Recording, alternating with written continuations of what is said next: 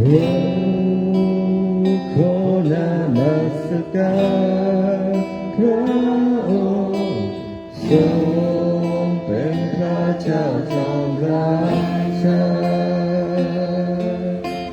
ประทับบนบัลลังก์ทรงพระทรงนามว่าพระเยซูทรงมีฤทธิ์อำนาจเหนือฟ้ายอดดานของสวรรค์และโลกาไม่มีสิ่งใดเป็นไปไม่ได้สำหรับองค์ทรงนามเยซูเราจะยกย่องสรรเสริญชูมือนมัสการพระนามผู้ทรงเป็นชอบราชาแห่งสิ้นถวายคำสดุดีแด่องค์พระผู้มีทรงนามเยซูเราขอนมัสการพระองค์ทรงเป็นพระเจ้าจอมราชาประทับบนบัลลังก์ทรงพระทรงนามว่าพระเยซูทรงมีฤทธิ์อำนาจเหนือฟ้ายอดดานของสวรรค์และโลกาไม่มีสิ่งใดเป็นไปไม่ได้สำหรับองค์ทรงนามเยซูเราจะยกย่องสรรเสริญชูมือนมัสการพระนามผู้ทรงเป็นชอบราชาเป็นสิ้นถวายคำสดุดีแด่องค์พระผู้มีทรงนามเยซูเราจะยกย่องสรรเสริญชูมือนมัสการพระนามผู้ทรงเป็นชอบราชาเป็นสิ้นถวายคำสดุดีแด่องค์พระผู้มีทรงนามเยซูแด่องค์พระผู้มีทรงนามเยซู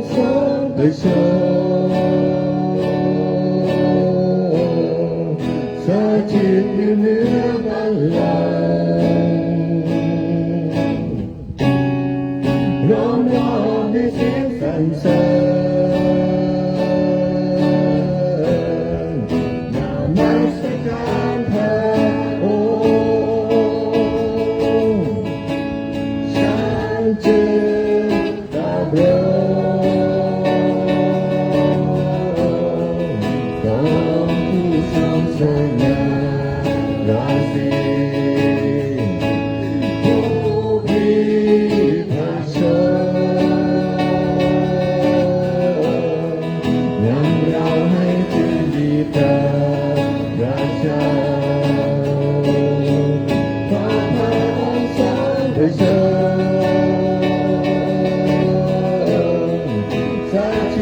เหนือบัลลังก์ร้องร้องด้วยเสียงสรรเสริญนมัสการพระองค์ฉันจึงกราบลง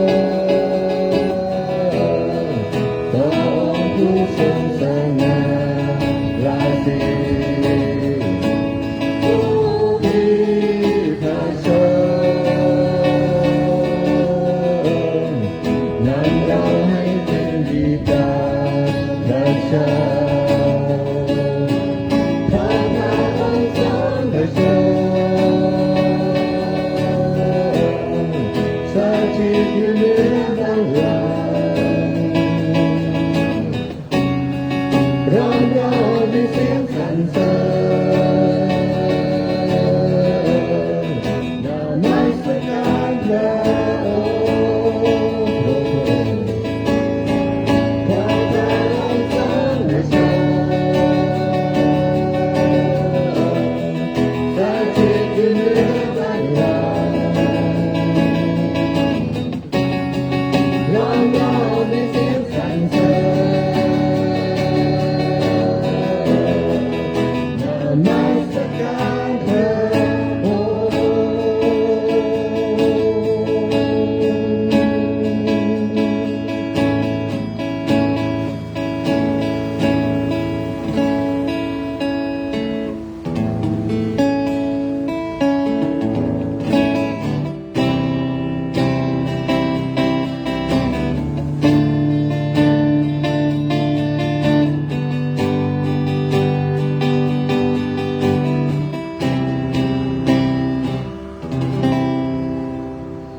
ความรักยิ่งใหญ่เราได้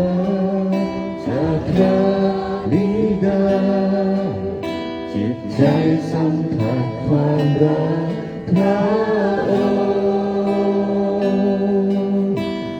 รักยึดมั่นเสมอไม่มีวันสูญสิ้นความรักช่วยซับน้ำตาข้าพระองค์ความรักยิ่งใหญ่เรารักจากพระบิดาจิตใจสัมผัสความรักพระองค์รักยืนมั่นเสมอไม่มีวันสูญสิ้นความรักช่วยซับน้ำตาข้าพระองค์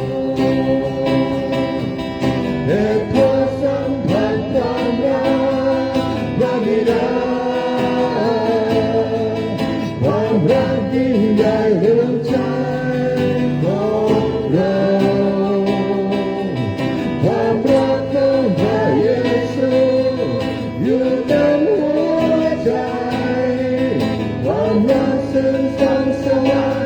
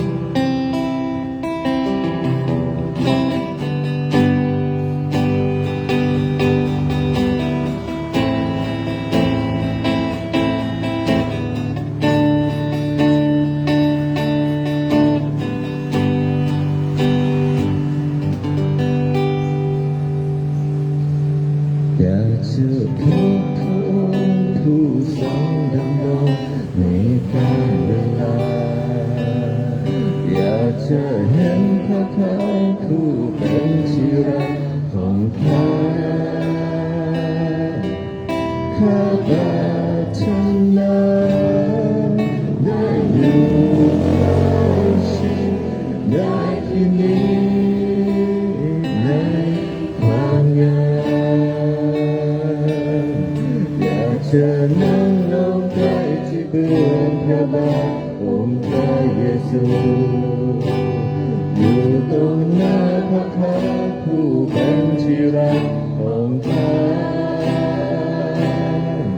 เพียงหนึ่งวันนี้ได้อยู่ใกล้ชิดก็ดีกว่าผ่านวันวิธีใดๆข้าจะรักและบูชานมัสการจะไม่เข้าไปใกล้หาจะขอพรข้าจะรักและบูชานมัสการอยู่ตรงนี้ที่พระบาทพระองค์อยากจะพบพระองค์ผู้ทรงดำรงในกาลเวลาอยากจะเห็นพระพักตร์ผู้เป็นที่รักของข้าข้าปรารถนาได้อยู่ใกล้ชิดได้ที่นี้ในความงามอยากจะนั่งลงใกล้ที่เบื้องพระบาทองค์พระเยซูอยู่ตรงหน้าพระพักตร์ผู้เป็นที่รัก